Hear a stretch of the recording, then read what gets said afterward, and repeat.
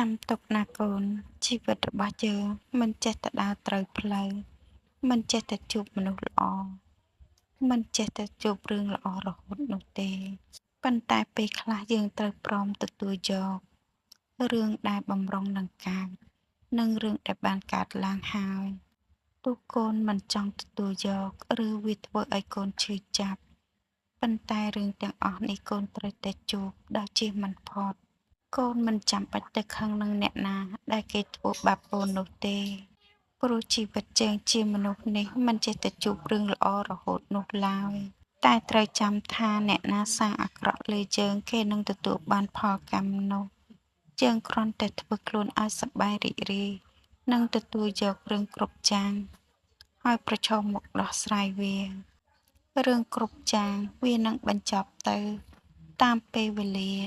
នៅពេលដែលកូនជួបរឿងរីករាយវាធ្វើឲ្យកូនមានក្តីសុខតែក្តីសុខនោះវាមិនយូរនោះទេវាគង់តែរសាត់ទៅបាត់ហើយវាមកជំនួសជាមួយនឹងក្តីទុក្ខចំណែកក្តីទុក្ខទោះបីជាកូនជប់ភ្លៀងយ៉ាងណាវាគង់តែរសាត់ទៅបាត់ហើយវាក៏កន្លងទៅខ្លះទៅជាអតីតកាលរឿងគ្រប់យ៉ាងវាកើតហើយរលត់ទៅតាមធម្មជាតិរបស់មនុស្សយើងដូច្នេះហើយនៅពេលដែលកូនជួបបញ្ហាអ្វីក៏ដោយមានតែប្រើស្មារតីដោះស្រាយដោយបញ្ញាតាមដំណើរនៃរឿងហេតុដែលបានកើតនោះ